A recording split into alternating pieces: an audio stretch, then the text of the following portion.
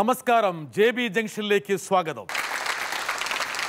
മലയാള സിനിമയിൽ പെരുവഴി അമ്പലത്തിലൂടെ പ്രവേശിച്ച ഗായകനായ അഭിനേതാവ് അശോകനാണ് നമ്മുടെ അതിഥി.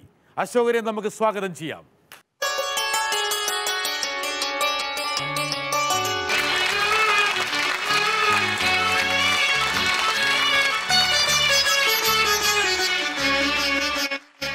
അശോകൻ, JB ജംഗ്ഷനിൽ സ്വാഗതം.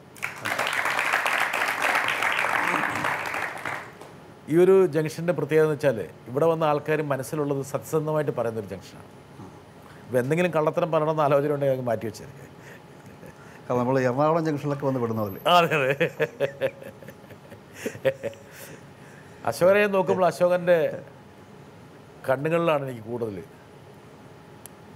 ഈ കണ്ണാണ് അശോകന് ലോട്ടറി അശോകനാക്കിയത്. കണ്ണൊന്ന് ഇടത്തോട്ടോ വലത്തോട്ടോ തിരിഞ്ഞിരുന്നെങ്കിൽ അശോകൻ എവിടെയാ വരുന്നത്? വേറെ ഡയറക്ഷനിൽ പോയത്. ചില സിനിമയിൽ തന്നെ വേറെ ഡയറക്ഷൻ വന്നേനെ വരാമായിരുന്നു. ഇടത്തോട്ടോ വലത്തോട്ടോ പോയിരുന്നെങ്കിൽ വേണമെങ്കിൽ ഒരു കോമഡി കഥാപാത്രമായിട്ട് മാറിയാലും. പക്ഷേ കണ്ണ് സ്കൂളിലൊക്കെ പഠിക്കുമ്പോൾ ആൾക്കാർ ഒന്നോടെ ഒരു ഉണ്ടക്കണ്ണും വെച്ച് നടക്കുന്നത് എന്നൊക്കെ ചോദിച്ചിട്ടുണ്ടോ? ചെറുപ്പത്തിൽ ചില ആൾക്കാരെ ചോദിക്കാറുണ്ട് അങ്ങനെ. അത് ചില ആൾക്കാർ ഇപ്പോഴും ചോദിക്കാറുണ്ട് അങ്ങനെ.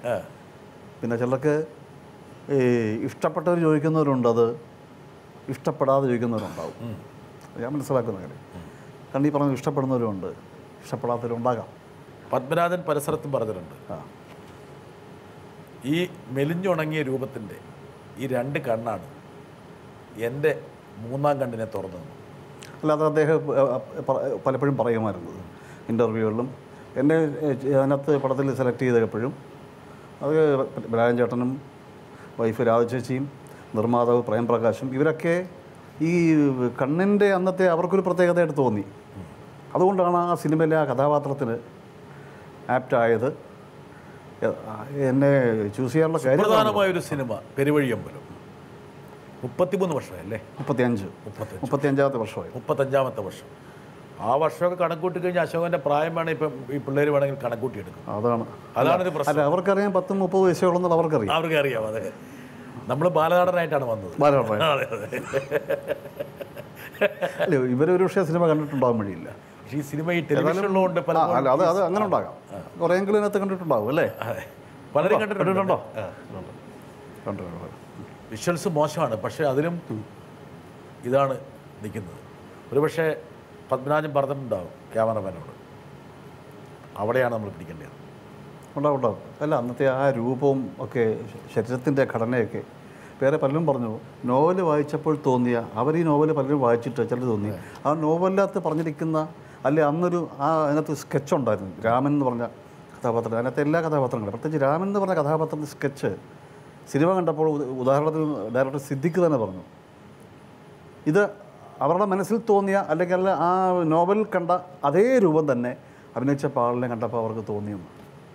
അതൊക്കെ വലിയൊരു ഭാഗ്യമാണ്. തീർച്ചയായിട്ടും ഭാഗ്യമാണ്. സാധാരണഗതിയിൽ സിനിമയിലേക്ക് വരേണ്ട രൂപമായിരുന്നില്ല അശോകൻ്റെ ആൾക്കാർ. ഒരിക്കലുമല്ല, അല്ലായിരുന്നു. എനിക്ക് തന്നെ അത്ഭുതമായി. അശോകൻ്റെ ചേട്ടൻ ഇത്ര ധൈര്യത്തോട് കൂടിയിട്ട് ആ ഫോട്ടോഗ്രാഫ് എടുത്ത് അയക്കുന്നു. തീർച്ചയായും. അതെന്താണെന്നറിയോ, ഈ സിനിമ എന്ന് പറയുമ്പോൾ വളരെ ഒരു 3, 4, 5 നമുക്ക് ഓർമ്മയുള്ള ഒരു പീരീഡ് വരുന്ന സമയം സിനിമ എനിക്ക് ഭയങ്കര ക്രേസാണ്. ആ ക്രേസ് സിനിമ എന്ന് പറഞ്ഞാൽ പാട്ട് ഭയങ്കര ഇഷ്ടവും. അപ്പോൾ അങ്ങനെ ബേസിക്കലി ഒരു അടിസ്ഥാനമായിട്ടൊരു ഗായകനാണെന്ന് വേണം ഞാൻ പറയാം. അപ്പോൾ അന്ന് സംഗീതത്തോടു കൂടി പ്രാധാന്യം കൊടുക്കുകയും, അപ്പോൾ എൻ്റെ അച്ഛനും അമ്മയൊക്കെ എന്നെ പല ഇരുന്ന് പാട്ടൊക്കെ പാടിപ്പിക്കുകയും പാട്ടിൻ്റെ ടേസ്റ്റ് അറിഞ്ഞുകൂടി. ഇതാണ് സിനിമയിലേക്ക് വരാനുള്ള ഒരു കാര്യം. അപ്പോൾ ഇതിപ്പോൾ നമ്മൾ ആഗ്രഹിക്കുന്നതും ദൈവം തീരുമാനിക്കുന്ന ഒന്നാണ്, രണ്ടാണല്ലോ. അപ്പോൾ അങ്ങനെ സിനിമയിൽ പാടിയില്ലെങ്കിൽ അഭിനയിക്കാനുള്ളൊരവസരം അല്ലെങ്കിൽ അതായിരിക്കും എൻ്റെ നിയോഗം.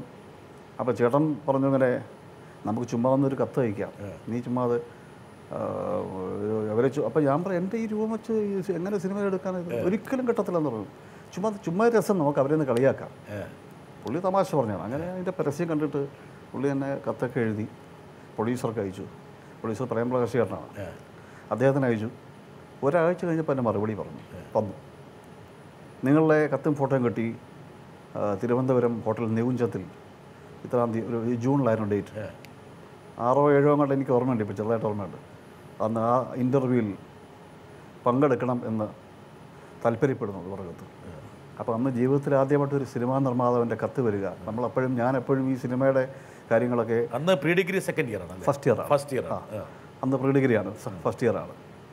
സിനിമകളിൽ കൂടി നമ്മൾ ഈ സിനിമയെല്ലാം നമ്മൾ സിനിമാ മാസിക പോലുള്ള അന്നത്തെ സിനിമാ മാസികയിൽ കൂടി മദ്രാസിലെ സിനിമാ ചിത്രീകരണ വേളയിലെ കാര്യങ്ങളും സ്റ്റുഡിയോയിലൂടെ ഇന്ന സിനിമകളൊക്കെ പറഞ്ഞ് ഞാൻ കാണാതെ പരീക്ഷയ്ക്ക് പോലും അങ്ങനെ പഠിക്കാറില്ലായിരുന്നു. ഇതുള്ളായിരുന്നു ജോലി മുഴുവൻ. ഈ ഒരു മനസ്സിങ്ങനെ ആരാധന ഭ്രമം വെച്ച് അതുകൊണ്ടാണ് ഞാൻ പറഞ്ഞത്. കാരണം നമ്മളന്ന് കണ്ടിരിക്കുന്ന സത്യൻ, പ്രേം നസീർ, മധു ഇവരൊക്കെയാണ് നമ്മൾ കാണുന്നത്. അപ്പോൾ അങ്ങനെ സൗന്ദര്യമുള്ള ഒരു ലോകം, സിനിമ എന്ന് പറയുന്ന സൗന്ദര്യമുള്ളവർക്കേ സാധിക്കുകയുള്ളൂ എന്ന് ഒരുപക്ഷെ അന്ന് ശരിയായിരിക്കാം. പക്ഷേ എൻ്റെ മനസ്സിൽ അങ്ങനെ ഒരു രൂപം ഇപ്പോഴും എനിക്ക് സിനിമ എന്ന് പറഞ്ഞാൽ ഭയങ്കര സൗന്ദര്യമുള്ള ഒരു ഗ്ലാമറായിട്ടുള്ള രോഗമാണ് എനിക്ക് തോന്നിയിരുന്നത് അന്നൊക്കെ. അപ്പോൾ അതുകൊണ്ട് ഞാൻ ചോദിച്ചു, എന്തിന് ഞാൻ എൻ്റെ ഫോട്ടോ എന്തിനാണ് അയക്കുന്നത് ചേട്ടനോട് ചോദിച്ചു.